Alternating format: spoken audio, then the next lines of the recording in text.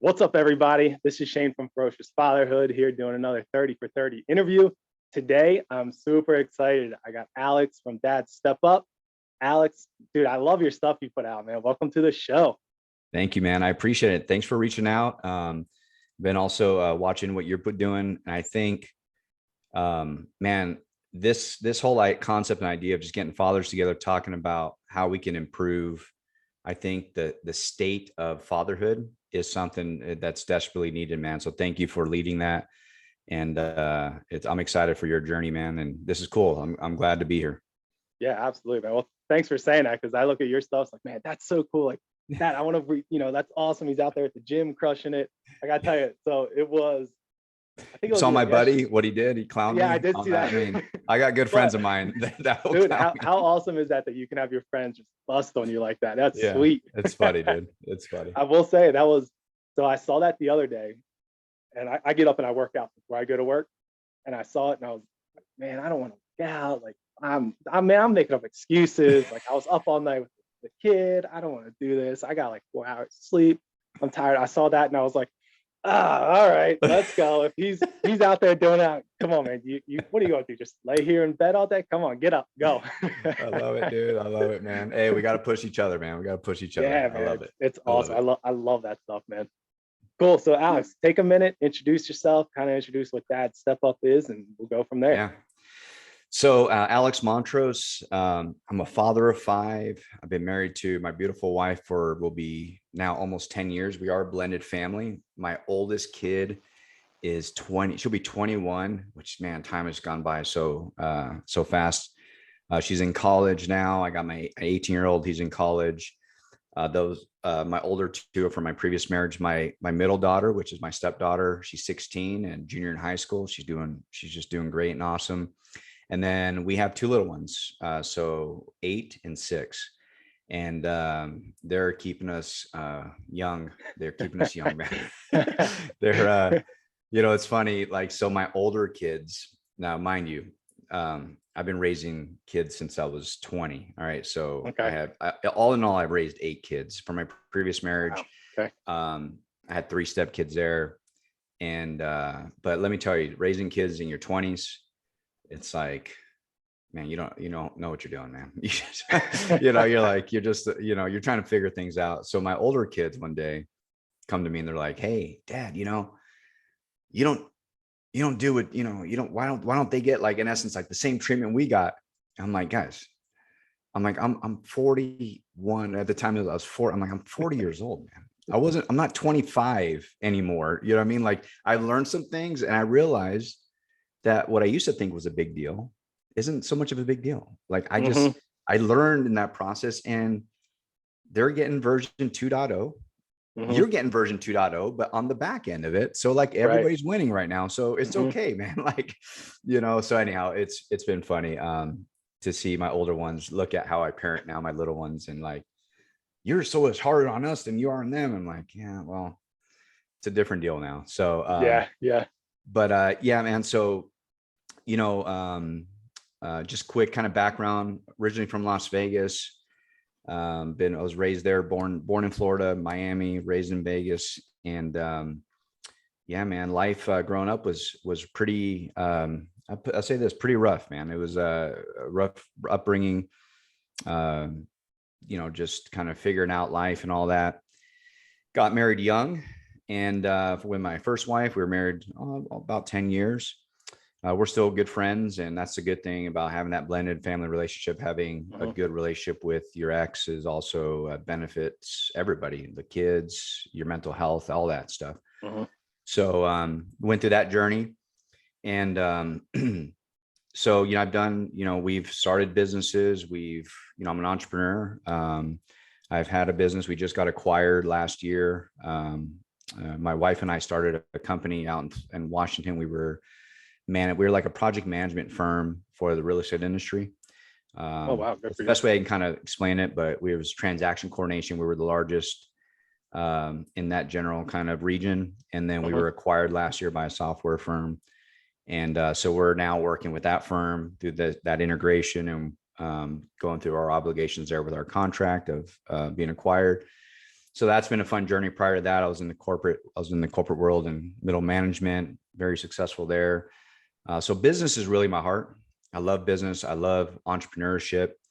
And, this past, I don't know, I say past probably 5 years, it was like, how do I marry these two worlds together of like leadership, fatherhood, and business?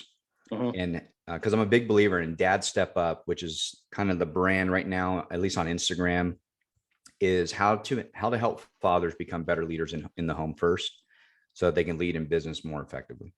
Okay. That's really the goal, because I'm a big believer that if you are failing at home, it doesn't matter how successful you are in business, you're failing. Mhm. Like, you're not successful. If your family's crumbling, your kids, you don't know who your kids are, you barely kind of connect with your wife, and you're crushing it, you're the grinder and you're hustling and all that Yeah. crap that we hear every day, but yet your family are like, get the crumbs of your day, Mhm. you're failing as a father and as a leader. Mhm. So how do we switch that? Because it's the culture too, culture of the grind culture, the hustle culture, all this stuff that we hear all day long on social media. It's like, how do we switch that to be like, no, your first priorities become like, your home is your training ground for fatherhood, Mhm. for like leadership. So Yeah. like, take the opportunity to become a great leader, because that's a good training ground to do it there. And then take all that and become an amazing leader in business. Mhm. And then now you have the best of both worlds. So that's Mhm. really the heart behind Dad Step Up. It's like, step up to the challenge of being a great leader at home, and you will see the benefit in your business, as whatever you're doing, whether you're climbing a corporate ladder or you're an entrepreneur, you're going to see the benefits of that. Mhm. That's awesome. You're, talking about like the videos of the hustle and the grind and everything. That's something that like we try to incorporate as well, is because, I mean, you're right. You see it like, hey, you want to be, the next Kobe, you got to be out there, 14 hours a day training. It's like, Yeah. I'm not seeing that anyone saying like, hey, if you want to be the best dad ever, you Yeah. need to show up, at 2 a.m. when your kid's having a nightmare. You got to be Yeah. there. Yeah. Or, so your kid's sick and then you got to get up and go to work the next day. Yep. Those are the moments that, I mean, that's what's going to make or break you as being the leader in your household. 100%, man. And that's where I think, there's this concept too of like, think about, I've been fortunate enough to know a lot of very successful people. And the one, I think the one common thread I've always seen in just anybody that's really successful in business, it's like, they're there to teach you how to be an effective and great leader in business. So, Mhm. they're going to recommend the books, they're going to recommend the trainings, the courses, whatever it is, which is all good, by the way. There's nothing wrong with that. Mhm.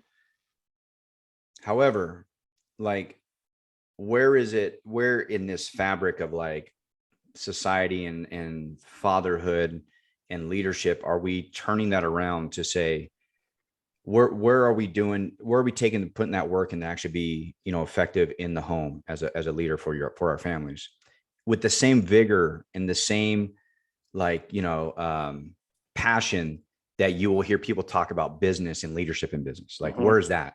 And I think Mhm. that's the gap. Like, you're trying to fill, I'm trying to fill it. There's a lot of great Mhm. fathers out there doing good content, doing the same thing.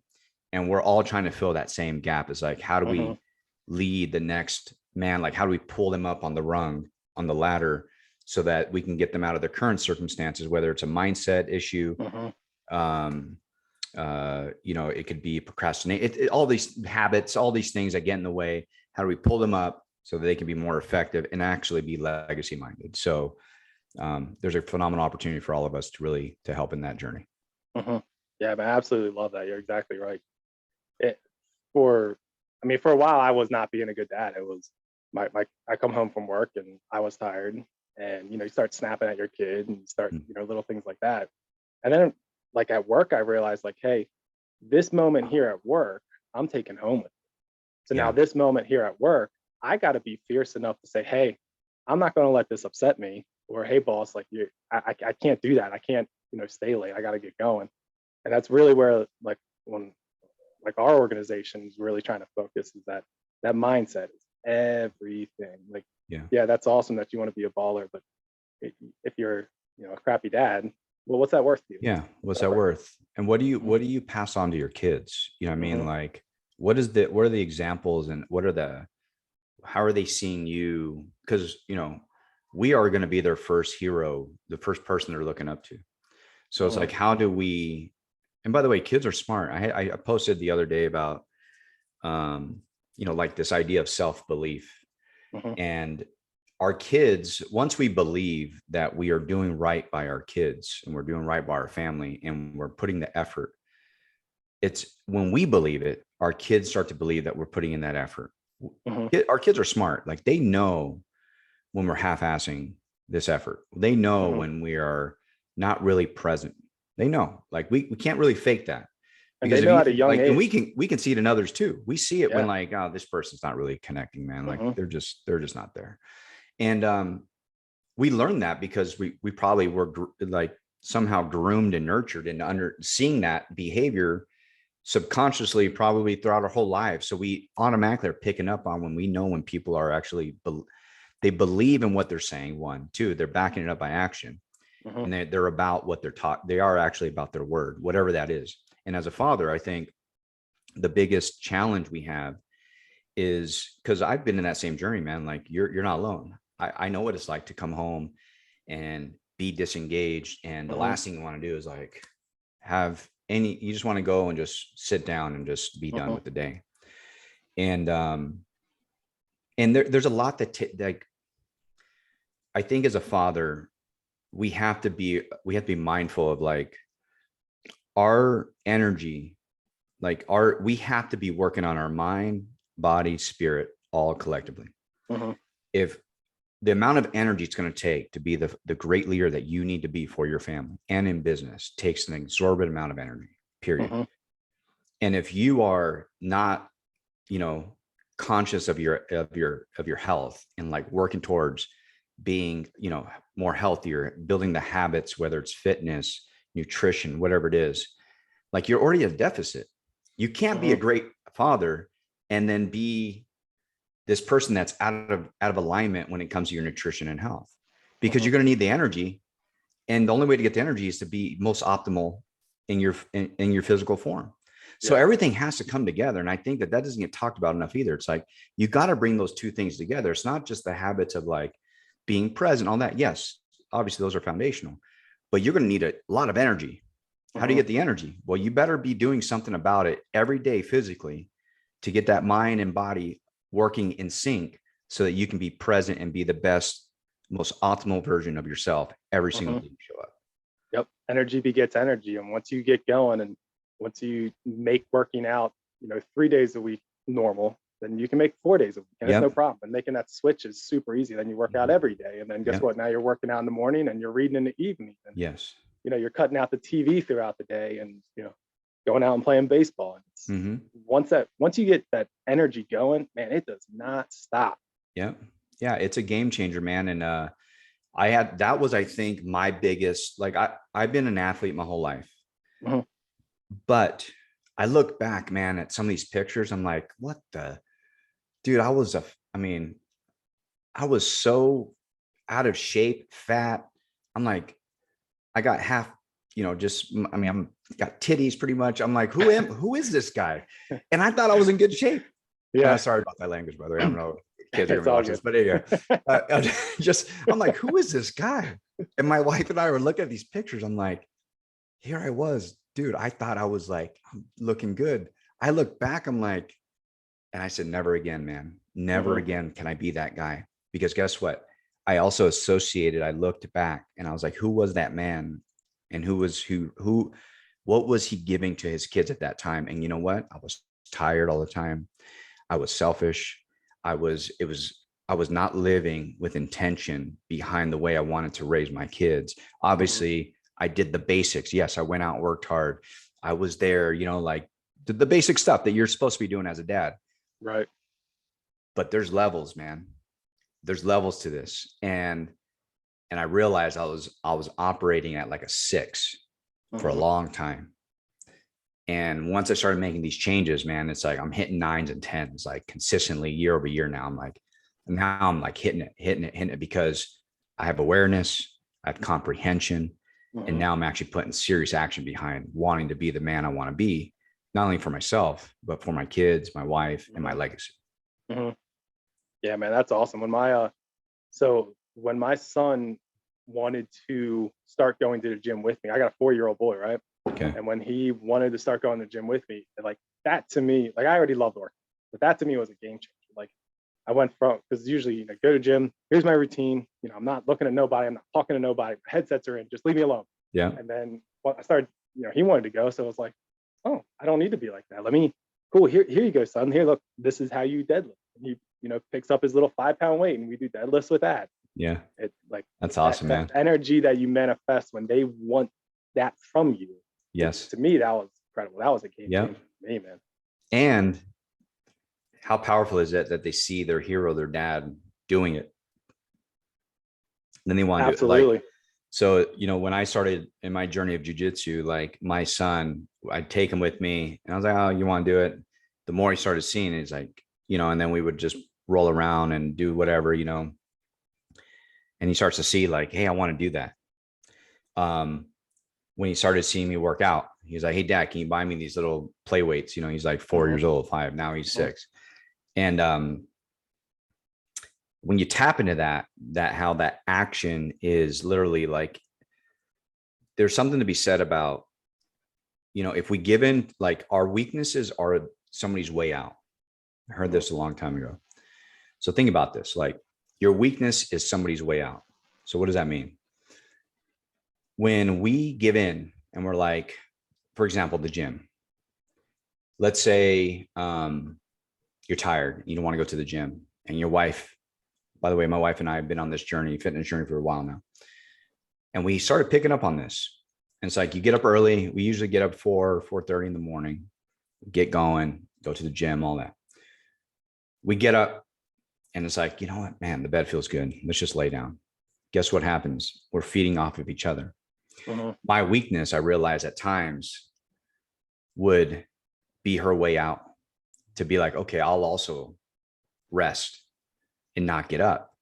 So we would get up then at 6 or at 5:30, get up and start the day. I'm like, oh man, we missed the gym. And started picking up on this idea. It's like, that's my weakness, is giving her way out. So the times when I would get up, even when I didn't want to, she was able to now not have a way out, because she's like, well, he's getting up, I better get up too and go. That accountability kicks in.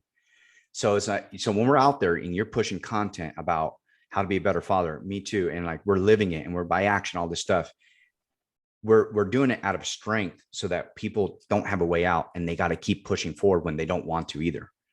I mean, so it's bigger than ourselves. It's literally pushing other people to become better. So that whole concept of like our weaknesses are somebody's way out applies to everything in life, for our kids, for our wives, for ourselves, and for those that we're trying to lead. When somebody sees the leader take a step back, that's the way out for somebody else to also take the step out. So when I started picking up on that, I was like, okay, I gotta realize, like, I impact much more than myself. It's not just me. I'm actually impacting my wife, everybody else. So I got to step up, and I got to hold my word. So if my word is like, hey, I got to get up and do this, now I have to do it. I can't backtrack on my word. And here's the big concept, I think, I want to share with this is my heart, man. This is kind of, I know we may go off script, but I hope that this is okay. Dude, this is what I love, man. I love it. Okay. So this idea of like your word and confidence, I've been really kind of, for the last probably 2 to 3 years, really trying to understand. When we backtrack on our word to ourselves first, simple things, like when we make that promise to ourselves, hey, today I'm not going to eat fried food. Today I'm going to go to the gym. Today, whatever, I'm going to go play with my kid. And we don't do it. Just the little ones. It erodes our self-confidence little by little. Just little by little, you're chipping away at your self-confidence. So you start doing that over and over and over, and you're breaking your word to yourself. Well, what then happens? You start breaking your word to other people very easily. Then it's easy to kind of break your word to somebody else. And over time, your confidence is literally just in the trash. Mhm. How you build self-confidence as a father, as a leader, it's actually really simple. A lot of people struggle with this self-confidence thing. Self-confidence is built by holding true to every single little promise you make throughout the day. The more you do that, guess what? You're stacking little by little. The next day, you're like, man, if I could do that, Mhm. what can I do today? Then you stack up these other promises and you start executing against those promises little by little. Before you know it, 1 year goes by and you're like, man, I crushed it this year. Alex crushed it this year. Why? Because I held true to my word. The Mhm. next year and the next, before you know it, man, you're like, nothing can touch me, dude. Because Mhm. guess what? I'm true to my word. So my word to myself, if I'm tired, I overcome it. If the circumstances change, I overcome it. If whatever gets thrown at me, if I committed to that, I have to do it. Before you know Mhm. it, your self-confidence is through the roof because you've proven to yourself the fact that you can just keep your word. How many men out there struggle with just keeping the word to themselves? Mhm. I think that is like the underlying issue to leadership. Mhm. It's like, if you can't hold the word to yourself, how are you going to expect other people to follow you? How are you going to expect other people to also like, or how are you going to expect to hold your word with anybody else? Mhm. That concept of like, your word is bond. We've heard in all sorts of different ways, right? It's so critical to self-confidence as a father, as a leader. That's a lot of big part of my content, what I want to teach men. So anyhow, that I just wanted to touch that point because I think that that's something that we don't talk a lot about as Mhm. fathers. And I actually think that a lot of that stems from you as an individual. You might not set those core, you might not be intentional about, hey, these are the core values that I'm going to live by. And when I made that switch for myself and kind of like, okay, one of my core values is I am going to work out regularly.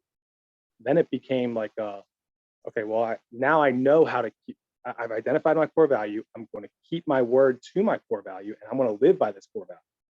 And then it became easier to deflect these other things. Like one of the Yeah. things that used to stop me from working out was like, okay, well, I don't, for dinner, I'll eat, I don't feel like cooking, so I'll eat something, fast food. Okay, well, then I Right. didn't work out that day because I ate fast food and I felt crap. Yeah. Yeah. But once I intentionally set that core value and began to like really respect myself, of, hey, I'm going to work out regularly. I'm working out this evening. I'm not making any negotiations. I don't care what my day was like. I really began to respect myself. And then, like you said, that built on top of it. Mm-hmm. It built on top of itself because then it became like, well, now I don't want to go out and eat fast food. So Mm-hmm. now, our fast food, um, how much we ate fast food. I mean, it's almost none now. Yeah. We'll eat fast food maybe once, twice a month, Yeah. and it's really It's out of like, stacked. You just yeah, stacked it over yeah, and over and over. And then it's the habits and like, that's where like a lot of that self-confidence is built. And I mhm, think and it's simple. It's actually, we actually overcomplicate it, I think, more than a lot of time. I know I did yeah, a lot of years, man. I was like, struggle with self-confidence, struggle with, a lot of insecurities. And that's how mhm, I would act a certain way, but it was looking back, I'm like, that wasn't really confidence. That was just my insecurities kicking mhm, in. You know what I mean? You know, um, it wasn't me operating from a level of like truth to mhm, myself. It was mhm, operating from being called out and being offended by the lie that I was living. You know what I mean? yeah, So I'm living in this insecurity. So, once you get true to yourself, you're like, all right, man, I got to cut the BS and I got to get to work, and mhm, just put the work in, mhm, and then change happens. So mhm. So yeah, that's definitely like spot on. And we you talked about little bit about it earlier about your son, rolling with you in jujitsu. What are some other ways that you kind of incorporate those values and your core values? How do you kind of mhm. pass those on to your kids? So man, we many years ago we started the journey of like I'm gonna get really tactical right now. So gosh, it was probably a good 7 years ago, maybe 7, 8 years ago. We started doing family meetings. Okay, and the concept of like core values for the family really was birthed out of my corporate experience and entrepreneur experience of like building core values for companies and our company. And I was like, one day I was like, why don't we have that for Hmm. our family? So start going down this journey of like, all right, we got to create core values for our family. So in the process of doing family meetings and all that, conversations would come up around core values and all this stuff. So and a lot of my content right now is pitching and talking about like the simple tactical way to get your family together is through family meetings. Why is that? Because that's where you can birth a lot of these ideas, because it gives you that dedicated time that's not in passing, it's not unintentional. You know, a lot of us are like, oh yeah, I connect with my family, I connect with my kids, but it's always like in this very passive, like opportunistic way. It's not a like, hey, we dedicated time to do this, and it's going to be intentional, and it's going to be an active approach towards guiding the family. So tapping into that. So a lot of the core values and the way we operate is, one, defining those core values. Like how do we define them? We actually went through an exercise with our family. We created like this core value kind of worksheet exercise. We did that with the family. We've done it a few times. We should revisit it, kind of go through it. Number two, and when you have core values, both in business and in the family, you have to consistently be talking about them. It can't be something that you do and kind of, sorry if you hear madness in the background. I told you earlier, man, it doesn't matter. Like there's always madness happening in the background in this house. So the core value then, or core values then get established because through that conversation, then kind of understanding what the family is like going to be guided by, you got to consistently be bringing it up, talking about it with your family, so that it's always in front of them. It can't be put on the shelf. Like, we did this exercise, now we don't talk about it anymore. And that's what a lot of people do, by the way. A lot of people will do like, oh, we did our core values. Nobody knows what they are. You ask them like 3 weeks later, hey, what's our core values? I don't know. You know, they can get, so we're consistently talking about them. I'll do like spot checks. Hey, really quick. And I'll like, my kids love to compete, by the way. So I'll be like, hey, the first one that can tell me, and then they'll all run up and they'll start, and then, you know, they'll go look for notes, and it's funny, right? So it's the little ones. And so it's, I think, finding time to establish them and have a conversation, make sure that everybody's engaged on the core values that are going to guide your family. Number two is making sure you're consistently discussing them in I don't want to use the word passing, but you have to be consistent talking about them throughout your day, as well as during that intentional time together as a family. And number three is making sure that when you're not living by the core values that you establish as a family, like for us, you know, we established 6 core values, like it's love, freedom, growth, adventure, joy, and faith. So those are the things that our families established like as our core values. When my kids are fighting, I'll call them out. I'll be like, hey, is this loving? You remember our core value? Like, and they have to now wrestle with the question, not me anymore. They have to wrestle with that. And they're like, no. Okay, well, you remember what we live by, right? And so now, you know, it puts the onus on them. And by the way, they helped create the core value. Yeah. It wasn't that Alex and Lisa, dad and mom, said, here, guys, this is what we're going to do. By the way, that's the worst thing you can do. I mean, obviously, as a family, as a husband and wife, if you're, you know, your kids are young, like too young to really input, obviously you're going to want core values, and you just got to establish something. As they get older, you probably want to revisit and make sure they're giving you some input, and make it an engaging opportunity where they can give some insights and input so that they feel part of the process. Companies, by the way, struggle with this on the startup side too. They'll come down with like core values that nobody agrees to. Like, okay, cool. That's a core value, but I didn't agree. Like, that's not a value that I'm, you know, and obviously, you know, companies get big. I think at the very beginning, when a company's being formed and those founding members, and even we used to do this with our company. And we got to about 30 employees, give or take, but we would bring everybody in and we would have a session around core value development. And we will allow the whole team to engage and like talk about like, how do we want, do you agree that this should be a core value? And guess what happens when everybody is bought in? Now we can be real about like, when we're not executing on an objective that doesn't align to the core value, it's not something that like, well, you gave this, I didn't agree to this. Like, that's not my core value. Mhm. They now have to own it too. So the same thing happens in the family. So anyway, I know I went down a little bit of path, but when it comes to core values, I think it's a broader conversation that has to be developed depending on how old your kids are. Like we Mhm. started engaging our kids around development of core values about 3 or 4 years old, because they can start to understand the basic concepts of love, happiness, you know what I mean? Like Mhm. those things that might be, and then your word that you choose or the phrase that you're going to choose for your core values can align to that. That way, when you're speaking to your kids about what the core values are, they have an understanding because now they're a part of a process, they get it.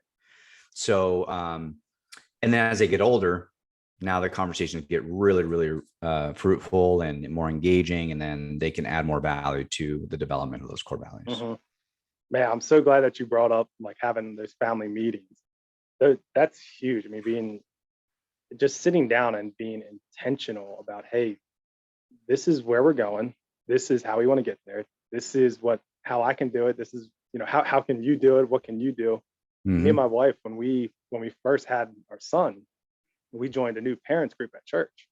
And my wife and I had heard the idea of like starting, these family meetings. So we started to kind of do it. And unfortunately, I kind of let it go. We don't do it at all Yeah. anymore. We need to get back to that. But we just in like those, we did for about a month where we sat down every Mm-hmm. week. Hey, we talked about everything. Okay, this is our finances. This is, what's going on in this world. This is what's going on in work. This is, things like that. And just that growth within that month that we saw, that her and I could get on the same page, talk about, hey, this didn't work this past week. It bugged me when this happened because I feel this way. She can Mm-hmm. say, hey, Shane, you did this and that really made me feel crappy. That was huge. And we actually like sat down and started to discuss, hey, let's make a mission statement. Let's make a vision I statement. love Let's it, make dude. these things that these businesses have. Because like Mm-hmm. I'm in the military and I see, we have the core Oh values yeah. in the Air Force and the mission statements of our hospital where I work and kind of things like that. And Yep. it's like I'm not saying that those are always the most effective, that the military is most effective, Yeah. but man, just sitting down and being able to be on the same page, get everybody in our family on board was huge for that month of growth. It was exponential what we saw. It was awesome.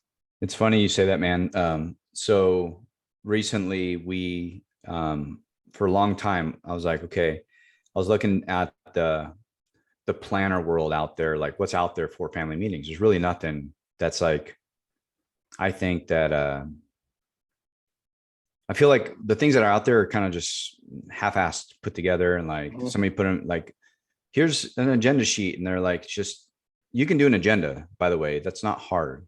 Mhm. So, but there's nothing that was dedicated to like, because we went through this whole journey. We would do our family meetings. We would have loose sheets of paper that, okay, the next week, because by the way, there should be action items that you follow up with Mhm. during your family meeting to move the needle every week, because it should be something building on top of something else that goes for the week to week to week. So at the end of the year, you're like, man, we got a lot of stuff done as a family. Here's the literally the macro picture of everything happening throughout the weeks. We didn't have that. We had a notebook, and then all of a sudden the notebook gets misplaced. Then you're back to like a sheet. So Yeah. like, how do we build something um, that can give like structure, right? And um, provide like the guidance to do like a good, effective family meeting. So we actually, it's funny. This was not planned, by the way. You and I talked about this, but we actually, we created the family meeting planner, right? So Oh, this that's whole thing, awesome. 52 weeks. It has sections in there like um, for core value, exercise, mission, vision, all sorts of cool stuff. We then created a digital version of it. So if somebody wants to do it on their iPad, it has some other additional features. But anyway, that's been something we've been working on.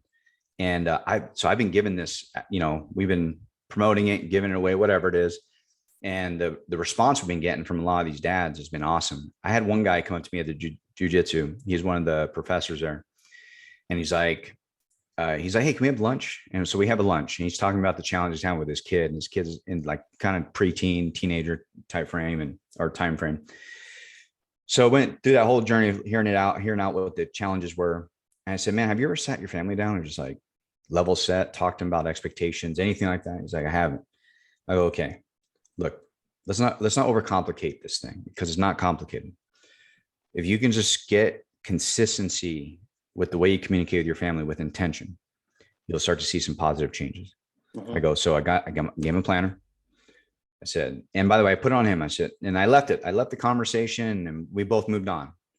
So I go to the gym. I don't know what it was, like a week later, we're about to get on the mats and all that. He hits me. He's like, hey dude, hey, we did our first meeting. I was like, man, how did it go?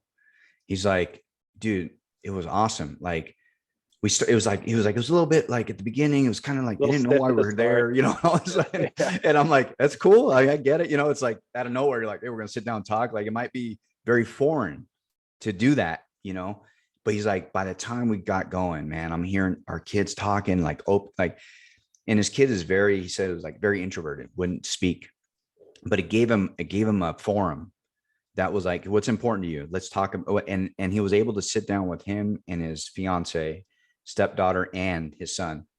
And so he gave me the whole download, and I was just, man, I was like, that's why we do it right there. The following week, he's like, we did it again. I go, that's it, bro. I go, you got to stay consistent now. Every week, doesn't matter, hell or high water, man. You got to keep doing it, because that consistency, not every meeting is going to be mind blowing. It doesn't matter. It's about consistency, just little by little. Some meetings will be 15 minutes. Some will be an hour. Just keep moving. And some are going to be hard. Some are going to be real hard. There's going to be some tough talks that happen. Yeah. And there's going to be those tough talks too. So that's why we developed that, man, to see that journey. And so we've now, that's really, I'd say that's really my foundation right now that I'm really speaking a lot about, is like this idea of family meetings over and over and over, just to get fathers just to do it. I did a post the other day. I go, look, even if it's with a piece of paper, like it doesn't matter. You don't have to get the planner. I don't really care. Just get a piece of paper and like get on the calendar, set up an agenda, and just have the freaking meeting already, man. Like stop procrastinating and just get it going. Not hard. And so, anyhow, I'm glad you brought up, like we were talking through this family meeting, core values, because that's how we kind of started to build more consistency once we started building the core values and how we wanted to communicate with intention over the years now, like it's 7+ years. That idea of family meetings really started to become the DNA of how we kind of grew our family ability to, and by the way, our kids became better communicators at the same time. Man, awesome. There's times where I'm sitting with at the time, like 4-year-old. And because we always start with a check-in, we go around the table. Hey, what's going on in your day? Oh, boom. And at the time, my 4-year-old, he gave like the most articulate check-in, blew me away. He's like, and at the time he was actually doing jujitsu, and he was about to turn 5. He's like, yeah, at school, I met some new friends, and school was really good this week. And in jujitsu, I've learned this thing and whatever, blah, blah, blah. And he goes, and it was a good week. And I'm like, it was just very like very concise. And I'm like, dang, man, that was like solid at like your age. And then so, because they kept hearing us over and over and over. So they're watching us do it, and they're picking up on it, and we're building better communicators. So anyhow, I can't stress enough, do family meetings, guys, if you're not doing it. Yeah, I totally agree with that. And I would even take it one step farther, that you as an individual, as a father, a male, you need to sit down and have that conversation with yourself. You got to have meetings with yourself regularly. Yes. It's take 5 minutes every single day. Just say, hey, this is what worked today. This is what didn't work. This is how I communicated good. Hey, you know what? I really sucked in this area, and or I kicked ass in this area, or whatever. But yeah, you absolutely got to start sitting down with yourself and then with your family. And then you can, like you and I were talking earlier, you build it that way out instead of the other way in. Yeah. Yeah. So yeah, man, that's really huge. It's cool. So with talking about that, what is like one last piece of advice, one last piece of, anything that you want to maybe expand on that we talked earlier? What do you got, man? I love talking to you. This has been awesome. Yeah, no, I think the biggest piece, man, that I'm learning in life is like,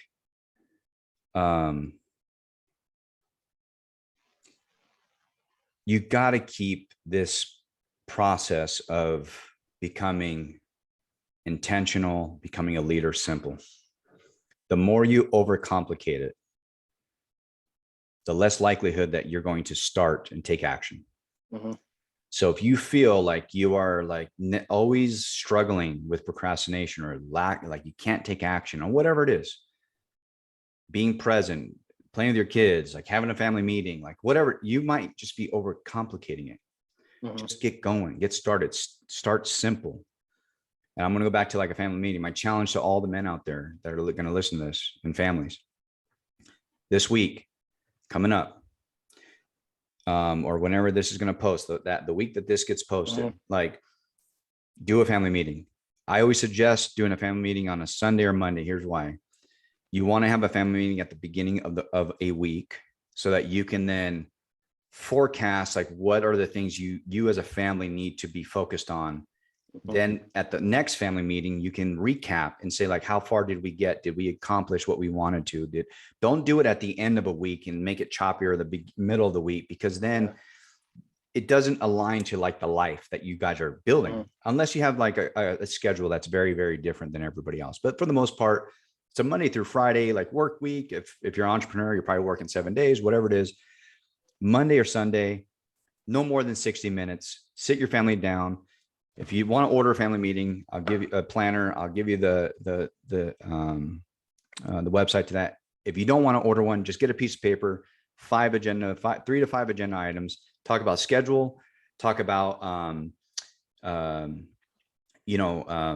if there's anything that's if it's the kids are young, like you were just talking about, Shane, about you and your wife, finances, but whatever it is, like just make sure you just have a conversation. Just check in. And don't overcomplicate the conversation, and don't go in there with these crazy expectations that you're going to change. Like it's going to be mind blowing. It may just be a very simple conversation, but it's the beginning, and then you start there. You then consistently do it the following week. Before you know it, your family becomes, the habits are established. They start to engage more, and they become more fruitful. And then you're actually getting things done that matter to the family. So yeah, that's my last like. Stop overcomplicating things and just keep. Yeah, that's awesome. I used to have a coach that used to say 1% better, still get better. 100%. Yeah, even if your meetings are just, hey, we sit down and like you said, just say, hey, this sucked in my day. This was awesome in my day. That's a start. That's a start. So important. 100%. So yeah, man, that's so important. Well, cool, man. Hey, before we go, please tell everyone how to get a hold of you. Give out like your website, all that stuff, Alex. Okay. So right now, just at Dad's Step Up on Instagram. My name, Alex Montros. I have 2 accounts, but at Dad's Step Up, that's the one to find me. I would appreciate a follow. Just come for the content. A lot of good free just stuff that I'm posting out there. And anything you want to message me, start there. For family meetings, go to familymeetingplanner.com. And that's where, if you want to get an idea of what this family meeting planner is all about, familymeetingplanner.com.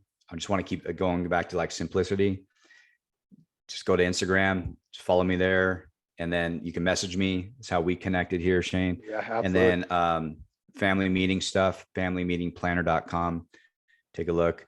Like I said, we have digital version copy. We have the hard copy. We're really building this movement of like family meetings and really getting fathers and families back to doing that so that they can lead more effectively.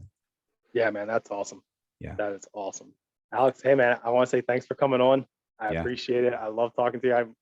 You and I were talking about this earlier. Usually I got like a couple questions, couple guidelines, didn't even touch them. And I absolutely love that. I found that as we get more and more talking, it's more important to just talk about the things that, like what you're an expert at. I might ask these questions, but you're talking to the family meetings. That might not have even come up in my questions at all. So I really want to say thank you, brother. I appreciate you, man. Thank you. And thank you for having me on, man. This was good. Yeah, man. Absolutely. All right, man. Go enjoy some time with your family. I know y'all got plans this afternoon, so I won't keep you anymore, man. All right, man. All right. Take care. Thanks, Talk to you guys later. Take care, Thanks, everybody. Yep. Bye.